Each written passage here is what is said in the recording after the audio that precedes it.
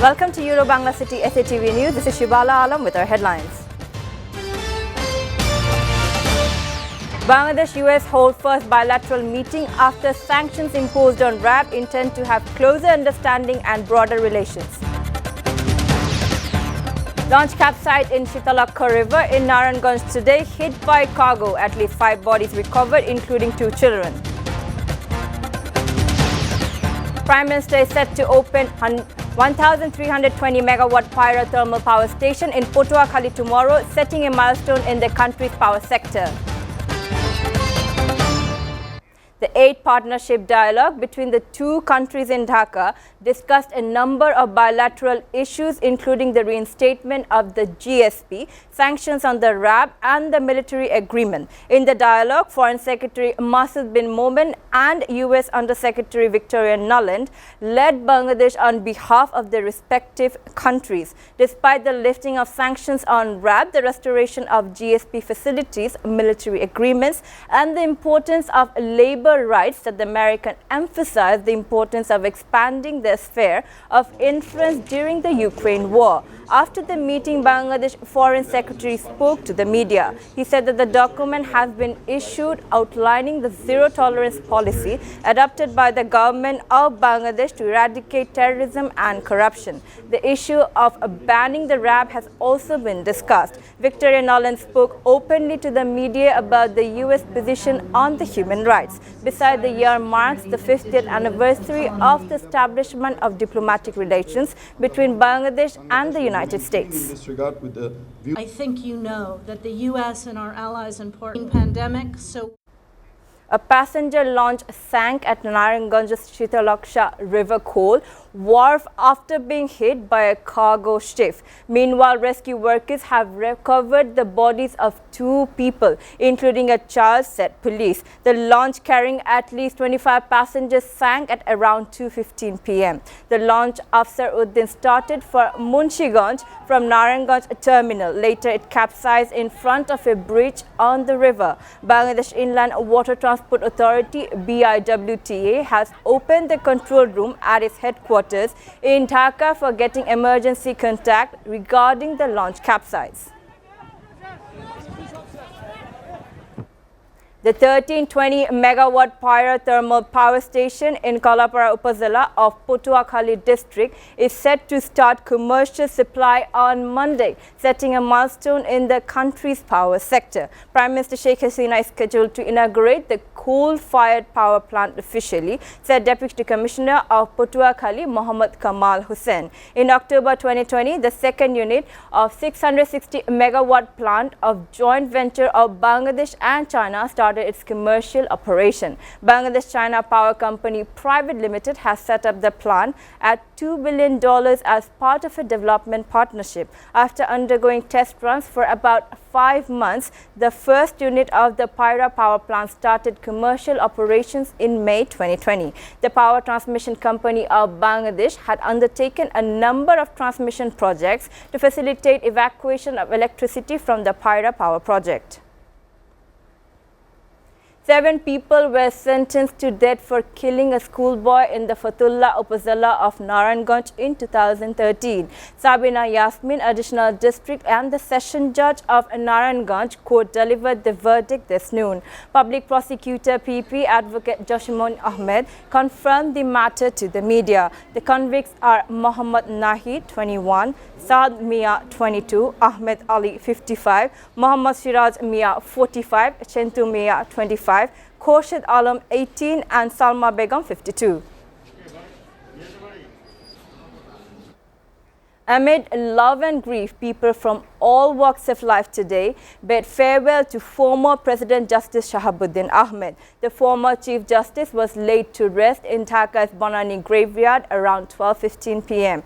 Earlier, his body was kept at the National Eidgah Field on the Supreme Court premises for around 1 hour from 10 a.m. when SC judges, former judges, lawyers, law officers, political leaders and Justice Shahabuddin's family members paid their last tribute to him. him. After his second namaz-e-janaza on National Eidgah Field, Shahabuddin's body was taken to Bonani graveyard for his burial. The Chief Justice has suspended all judicial functions of the Appellate and High Court divisions for today in honor of Justice Shahabuddin.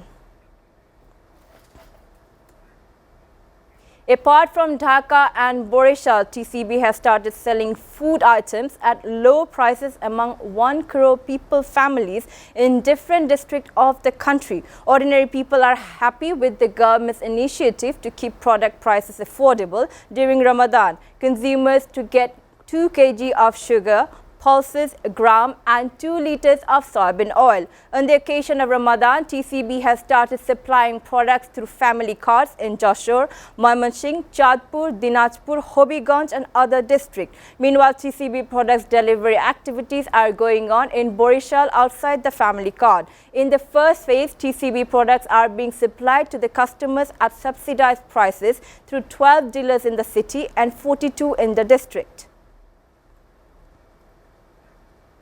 Maritime ports of Chattogram, Cox's Bazar, Bangla and Paira have been advised to hoist distant cautionary signal number 1 as the well-marked low over Southeast Bay and adjoining South Andaman Sea intensified into the depression over the same area. It was centered at 6 a.m. Sunday about 1380 km s south of Chattogram Port, 1295 km south of Cox's Bazar Port, 1440 km south-southeast of Bangla Port and 1375 km south-southeast of Paira Port, said a special bulletin of Met Office. It is likely to intensify further and move in the north-northeasterly direction. All fishing boats and the trawlers over North Bay and Deep Sea have been advised to come close to the coast and proceed with caution. They are also advised not to venture into the deep sea. We are taking a short break. Stay with Euro Bangla City, SATV News.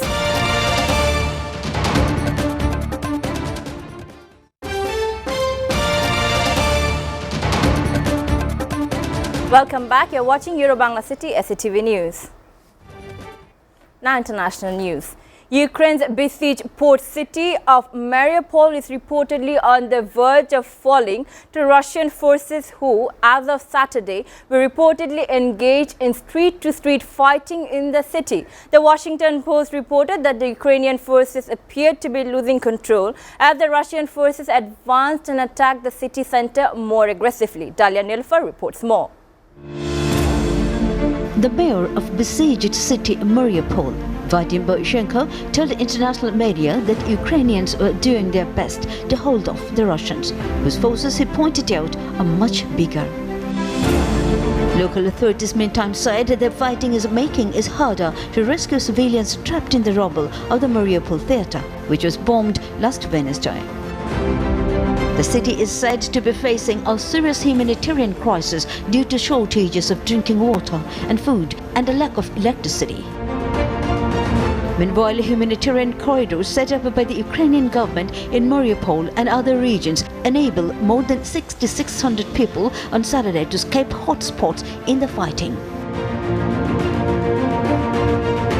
In the past 5 days, around 40,000 Mariupol residents have been able to escape through the corridors, and some 20,000 more are waiting their turn. In the meantime, the Ukrainian Foreign Ministry claims that since the start of the invasion, over 14,400 Russian soldiers have been killed. Dalia Nilfer, SATV News Desk.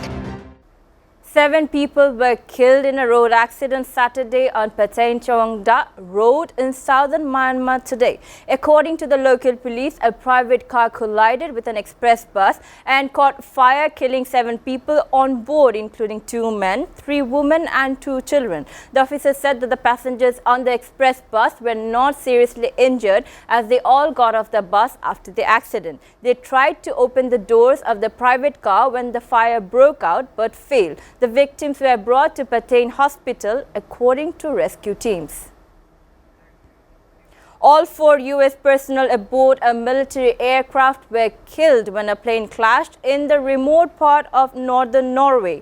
During a NATO training exercise, the crash took place, said that the Norwegian Armed Forces in a statement yesterday. The V-22B Osprey aircraft belonging to the U.S. Marine Corps was taking part in cold response, a long-planned military exercise to practice defending Norwegian territory in cold weather conditions in the case of attack. Some 30,000 troops from 27 countries are involved in cold response, which Norway's military said would continue. Now, updates from the sports world. England have won their second consecutive match in the Women's ODI World Cup. This time, the English girls defeated the New Zealand women's team by 1 wicket. New Zealand lost the toss and elected to bat at Auckland Eden Park. They lost all their wickets at their allotted overs and scored a total of 203 runs. Maddie Green scored the highest 52 runs in the innings. Captain Sophie Devine scored 41 runs. England came down to bat in reply to New Zealand's bowling cannon. They lost 2 wickets for 53 runs. Later, captain Heather Knight scored 42 runs and the English returned to the match. Nat Siver's 61 and Sophie Dunkley's 33 runs in stormy battling brought victory for the English girls. Frances Mack took 4 wickets for New Zealand. Nat Siver became the best in the match with 61 runs. Before ending, we go to the Euro-Bangla City SATV News headlines again. Bangladesh-US hold first bilateral meeting after sanctions imposed on RAB intend to have closer understanding and broader relations. Launch capsized in Shitalakha River in Narayanganj today, hit by 5 cargo. At least 5 bodies recovered, including 2 children. Prime Minister is set to open 1,320 megawatt Pyra thermal power station in Potuakhali tomorrow, setting a milestone in the country's power sector. They're up to date so far here on Euro-Bangla City SATV News, and to know the latest news, visit www.satv.tv. Stay with SATV.